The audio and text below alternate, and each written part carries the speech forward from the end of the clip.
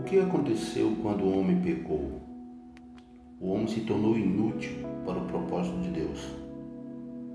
Romanos 3,12.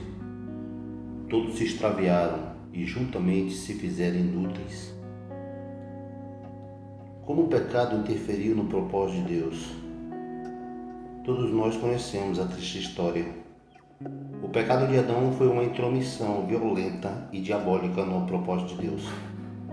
Por causa do pecado, o homem se tornou culpado, alvo da ira de Deus, merecedor de castigo eterno, expulso da presença do Senhor e sem comunhão com Ele.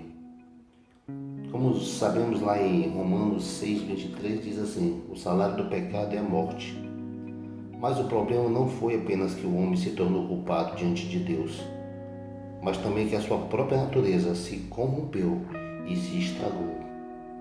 O homem perdeu a vida e a imagem de Deus. Tornou-se uma outra criatura. Não era mais o mesmo, era um homem morto para Deus e inútil para o propósito. Com o pecado, o homem se tornou uma criatura inútil para o propósito de Deus. E não foi apenas Adão que se tornou inútil.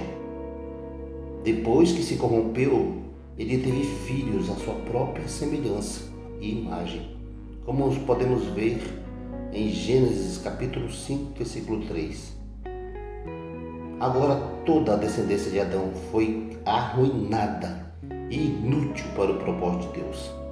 A palavra afirma que o pecado e a morte passaram a todos os homens. Podemos olhar novamente em Romanos 5,12, que diz: portanto, assim como por um só homem entrou o pecado no mundo, e pelo pecado a morte, assim também a morte passou a todos os homens, porque todos pecaram. Deus desistiu do seu propósito? Ou mudou seu plano por causa do pecado? Hebreus 6,17. Por isso, Deus, quando quis mostrar mais firmemente aos herdeiros da promessa a imutabilidade do seu propósito, se propôs com juramento.